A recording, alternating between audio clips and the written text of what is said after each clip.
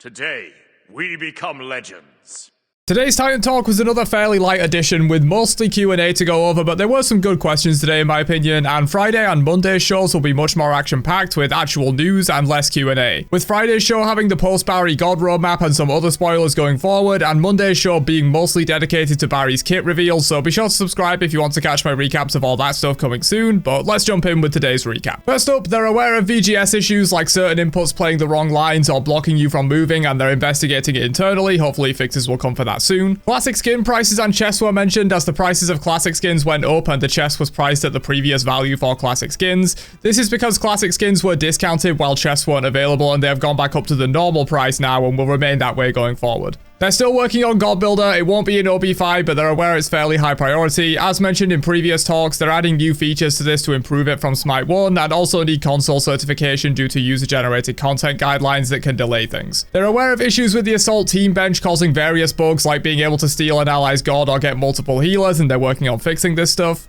There are no plans for standard wandering markets to have more than 4 pages, as the value prospect of the market is already very generous in their opinion, and they don't feel like adding even more content for the same price will be necessary, which I do agree with. They did say they consider some kind of special event market similar to Odysseys or other events in Smite 1 where maybe they could have a larger market that costs more, but they don't want to just increase the price of the market to add more pages as they're pretty happy with the current price point. They talked about an Ultimate Ascension pack similar to the Ultimate God pack from Smite 1, but will find it hard to find a sensible price for that given the various ways you can acquire Ascension passes and how to refund already owned ones, since they can be got for free in various ways. Depending on the price, Founders Edition owners might end up getting more diamonds back as a refund for the passes that they already own than what the pack costs, but if they didn't refund currently owned passes, then it would be a bad deal for already invested players. All of these kind of issues mean they probably won't do an Ultimate Ascension pack. On a similar note, they talked about Ascension passes going past level 10 and adding more rewards maybe for various stars and things like that. Similar to the market, these already provide good value in their eyes, which is absolutely true. They're effectively 450 diamonds, which is 225 gem equivalent as long as you complete them, which is already a really good value prospect, and in my opinion they don't need to add more to this. They're already very good. Harder bot difficulties versus AI is not a huge priority they're focusing on, as they're trying to make the easy mode AI in a good state first, as that's very important for new players. Apparently easy bots were beating new players 80% of the time in that queue a little while ago, so they do have some fine-tuning to do on that before they get to working on harder bots. There are probably a few updates out, but they are being worked on. They're open to the idea of allowing more worshipper and stat progress versus AI as well, but they want to balance it with the idea that people can't just grind versus AI and appear to have amazing stats in PvP. The team is still looking at the proxying change and evaluating it based on feedback. Most of the Conquest changes in the update were well received, but the proxy change was a little bit more mixed. They mentioned that it's hard to balance making good changes for high-level players versus good changes for the average player, as they play 2 very different games. Someone mentioned accolades again, and they reiterated that they are being tracked on the back end, so you don't need to worry about your pentakills or whatever, but the UI team has more high priority things to work on right now than an accolade screen, such as HUD editor, store pages, menu screens, all that kind of stuff. The tech for adding worshipper boosters and other kinds of boosters is pretty much there, so they should hopefully be coming soon. They also mentioned that a lot of the slow feeling of the mastery progression system is because in Smite 1 you had a worshipper booster popped in at least half of your game, so it feels very slow in Smite 2 for comparison. Adding back worshipper boosters should solve a lot of these issues, and they don't really need to increase the overall worshipper earn rate. They mentioned that a lot of skin sales come from in-match lobby or in the God page, so a comprehensive store page showcasing all the different skins is something they will most likely not do, as honestly not a lot of sales came from that anyway in Smite 1. Hecate's aspect is being talked about internally due to it being very weak in Conquest but insanely overpowered in other modes. They're probably not going to disable it outright, but they are aware it's an issue. Maybe some non-Conquest balance could fix this, or maybe they'll just tweak the aspect and not worry about it being pretty bad in Conquest. We'll have to see. Wheelix will be releasing Monday next week. Individual performance affecting worshippers, SR gain and stuff like that is very hard to do due to different roles doing different things. A support going 1-6 with 10k damage could have had a great match, but a jungler going 1-6 with 10k damage probably had a terrible match, for example. Smite is simply a too complex game to sum up player performance in a numerical metric that could be used to give out more worshippers or SR gain based on that, but they did mention that maybe small bonuses like an MVP team vote or commendations and stuff like that could work. Someone asked who the last god for Smite 2 will be, and of course they didn't give an answer. They don't have stuff planned out that far ahead of time. They generally have a solid specific timeline about 2 months out, a rough guideline about 6 months out, and then pretty much bullet points up to about a year out. Anything beyond that is fairly useless to plan around because plans change all the time based on community feedback and other factors, so at the moment they have no idea who the last god will be, but maybe a year down the line or something they might have some idea of who the last few are going to end up being.